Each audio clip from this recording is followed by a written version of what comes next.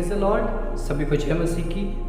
परमेश्वर पिता का मैं धन्यवाद करता हूँ। प्रभु ने फिर से सुंदर समय को प्रदान कर दिया कि उसके वचनों को लेकर फिर से आपके बीच में आ पाया हूँ, इसलिए मैं प्रभु का बहुत बहुत धन्यवाद करता हूँ। आइए हम लोग अविलंब एक छोटी सी प्रार्थना करेंगे और अपने संदेश को आरंभ करेंगे। अनुग्रहकारी परमेश्वर पिता, हम प्रार्थना करते हैं खुदावंद प्रभु आपके वचन के लिए। पिता, आप हम सब से अपने वचनों के द्वारा प्रभु बोलिए और बातचीत कीजिए। अपने दास को प्रभु आप प्रकाश दीजिए पिता परमेश्वर की, आपके हृदय की रजाओं को प्रभु, आपकी बातों को प्रभु प्रकट करने पाए, व्याख्यान करने पाए। प्रभु जी पिता हम प्रार्थना करते हैं, अनुग्रह कीजिए, दया कीजिए पिता परमेश्वर। हर एक वचन 90 तुले गहरे अभिषेक और सामर्थ के साथ होने पाए। यीशु मसीह के नाम से मांग के पा लेते हैं, आमीन। आइए हम लोग आज अपने संदेश की बुनियाद इन वचनों से डालेंगे जो हमें मिलेगा उत्पत्ति की किताब, उसका 41 अध्याय, उसका 39 पद से मैं पढ़ता हूँ। फिर फिरौन ने यूसुफ से कहा, परमेश्वर ने जो तुझे इतना ज्ञान दिया है कि तेरे तुल्य कोई समझदार और बुद्धिमान नहीं, इस कारण तू मेरे घर का अधिकारी होगा और तेरी आज्ञा के अनुसार मेरी सारी प्रजा चलेगी। केवल राजगद्दी के विषय मैं तुझसे बड़ा ठहरूंगा। मेरे प्रियो, यह वो घड़ी है जब राजा फिरौन यूसुफ को कैद से निकालता है, बंदगी से निकालता है, और इस समय वो उसको अपने पूरे देश में, अपने पूरे देश का, मिस्र का प्रधानमंत्री बना रहा है। लेकिन यहाँ हुआ क्या था? हुआ ये था कि राजा फिरौन ने एक स्वप्न देखा जिसका अर्थ उसके राज्य में किसी ने भी उसको नहीं बता पाया। और जब उसने यूसुफ के विषय सुना कि यूसुफ स्वप्न सुनते ही उसका फल बताया दिया करता है, तो राजा ने यूसुफ को बंदीगृह से बाहर निकाला। और राजा के स्वप्न का ठीक ठीक फल यूसुफ जो है राजा फिरौन को बता देता है। और इस बात से वो इतना अधिक प्रभावित हो जाता है कि यूसुफ राजा को न सिर्फ उसके स्वप्न का फल बताता है, लेकिन उसको सलाह भी देता है कि उसको क्या करना चाहिए। और राजा अपने स्वप्न का फल सुनकर और यूसुफ की सम्मति सुनकर बहुत अधिक प्रभावित होता है।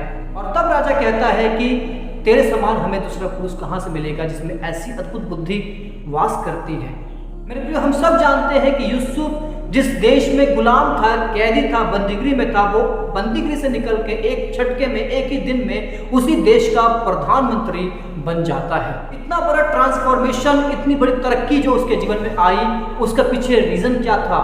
उसका वो वरदान, उसका वो गिफ्ट जो परमेश्वर ने उसको दिया था। क्योंकि यूसुफ के विषय बाइबल बताती है कि वो स्वप्नों का अर्थ समझता था और यूसुफ अपने इस वरदान को प्रैक्टिस करता था। क्योंकि उस वक्त जब वो जेल में था और राजा के 2 कर्मचारी उसी बंदीगृह में आ गए थे और उन्होंने कुछ स्वप्न देखा था, और जब वो परेशान थे तो यूसुफ ने कहा था, मुझे अपना स्वप्न बताओ। और यूसुफ उनको उनके स्वप्नों का फल बता देता है। मेरे प्रियो, आज बहुत सारे लोग अपने जीवन में सूखे पत्ते के समान हैं। कोई किसी और को देख रहा है, कोई किसी और को देख रहा है, कोई किसी और की तरह बनना चाहता है, कोई किसी और की तरह बनना चाहता है। कई सारे मसीही लोग मसीही इतिहास के बड़े बड़े नायकों को देखते हैं या उन बड़े बड़े इन्फ्लुएंसर को देखते हैं जो परमेश्वर के राज्य के एक बड़े क्रांतिकारी हुए और उनके समान बनना चाहते हैं। लेकिन मैं आपको बताना चाहता हूँ मेरे प्रियो कि पूरे बाइबल में एक ही मूसा, एक ही एलिया, एक ही दाऊद, एक ही एलीशा और एक ही सुलेमान रहा। उसके समान दूसरा कोई मूसा नहीं हुआ, कोई दाऊद नहीं हुआ, कोई एलीशा नहीं हुआ, कोई सुलेमान नहीं हुआ। आज कई सारे लोग इस बात से अनजान है कि वो जो है परमेश्वर उन्हें वो बनने के लिए बुलाया है जो कोई और नहीं बन सकता, और परमेश्वर उन्हें किसी और के समान बनने के लिए नहीं बुलाया है। यदि मैं रोहित श्रीवास्तव हूँ तो परमेश्वर रोहित श्रीवास्तव को एक पहचान देना चाहता है, पर रोहित श्रीवास्तव को किसी और की पहचान देना नहीं चाहता। उसी प्रकार परमेश्वर आपको आपकी पहचान देना चाहता है, आपको किसी और की पहचान देना नहीं चाहता। लेकिन जब हम दूसरों की गवाही सुनते हैं या उनकी सेवकाई को देखते हैं या उनके जीवन के द्वारा परमेश्वर के कामों को देखते हैं, तो हम इतने प्रभावित हो जाते हैं कि हम उनके दर्शन को अपना दर्शन मान लेते हैं, उनके बोझ को अपना बोझ मान लेते हैं, जो सरासर गलत है। यही कारण है कि आज हम अपने जीवन में उस मुकाम को हासिल नहीं कर पा रहे हैं जो परमेश्वर ने हमारे लिए और सिर्फ हमारे लिए रखा है, जिसे हमारे सिवा और कोई नहीं ले सकता। आज हमें जरूरत है मेरे प्रियो कि हम अपने अंदर छुपे उस वरदान को ढूंढे जो परमेश्वर ने हमारे अंदर दिया है। हम उस बुलाहट को खोजे जिस बुलाहट से परमेश्वर ने हमको बुलाया है, क्योंकि जो आप है वो दूसरा नहीं हो सकता। जो कार्य प्रभु ने आपके लिए रखा है वो कार्य दूसरा नहीं कर सकता, और जो दूसरों ने किया वो आप नहीं कर सकते। दूसरा थिमोथियो उसका 1 अध्याय उसका 6 पद में पौलुस थिमोथियुस से कहता है, इसी कारण मैं तुझे सुधि दिलाता हूँ कि तू परमेश्वर के उस वरदान को जो मेरे हाथ रखने के द्वारा तुझे मिला है प्रज्वलित कर दे। आज हमें उस वरदान को प्रज्वलित करने की जरूरत है मेरे प्रियो, जो परमेश्वर ने हमें दिया है। जैसे कि बाइबल बताती है कि हर कोई सुसमाचार प्रचार करने के लिए नहीं है, हर कोई प्रेरित बनने के लिए नहीं है, हर कोई भविष्यवक्ता बनने के लिए नहीं है, हर कोई पास्टर बनने के लिए नहीं है, हर एक चंगाई करने के लिए नहीं है, हर एक सामर्थ्य काम करने के लिए नहीं है। आप अपने अंदर के उस वरदान को प्रज्वलित करें जो परमेश्वर ने आपको दिया है।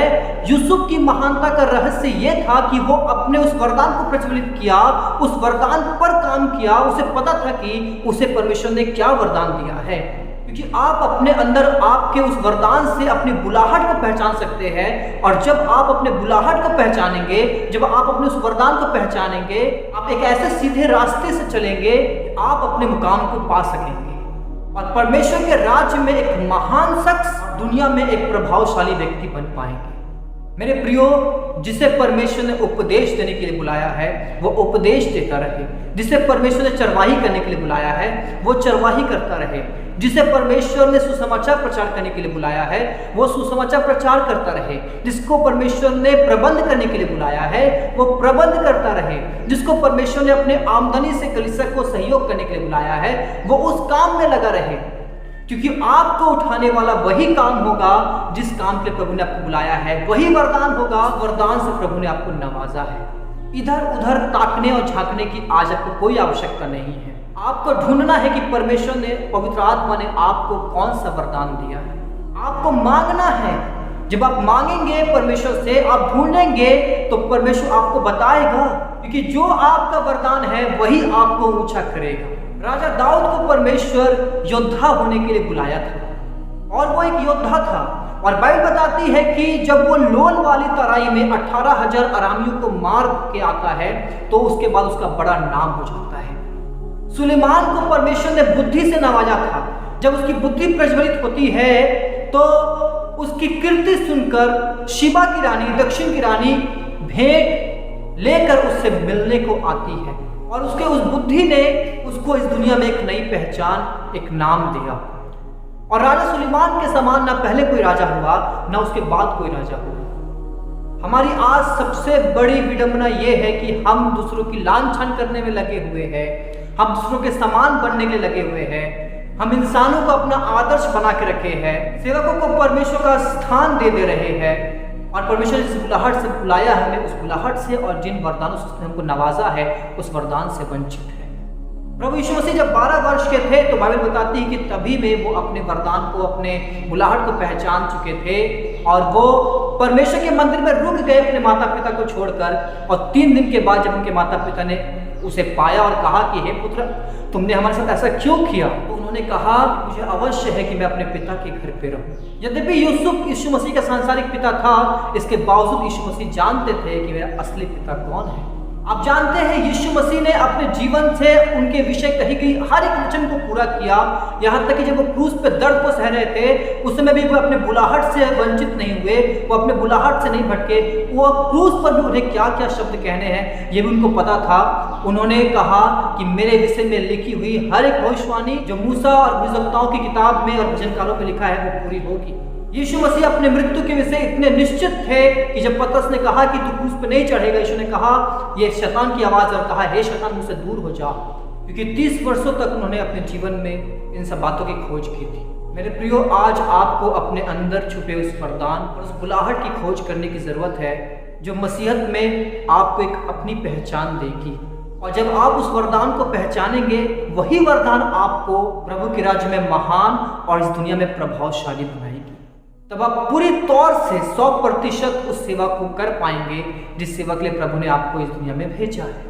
आप परमेश्वर से मांगे, प्रभु आपको जरूर प्रकट करेंगे कि परमेश्वर ने आपको किस बुलाहट से बुलाया है। जैसे ब्रदर रोहित श्रीवास्तव के समान ना पहले कोई हुआ ना बाद में कोई होगा, उसी प्रकार से आपके समान जो आप परमेश्वर के बेटे हैं, जो आप परमेश्वर की बेटियां हैं, आपके समान ना दूसरा पहले कभी हुआ और ना ही कोई बाद में होगा। यूसुफ यदि महान किया गया तो वो अपने उस वरदान की वजह से, आप और हम यदि प्रभु की राज्य में महान हो पाएंगे तो उस वरदान की वजह से, दुनिया में प्रभावशाली हो पाएंगे तो उस वरदान की वजह से।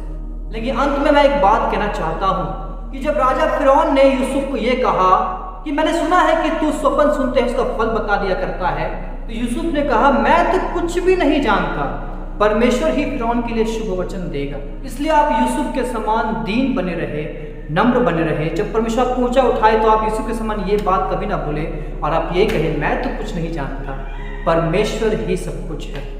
और आप कभी भी परमेश्वर की महिमा खुद ना लें और सर्वदा हर बात में प्रभु को धन्यवाद करें और प्रभु को ही महिमा दें।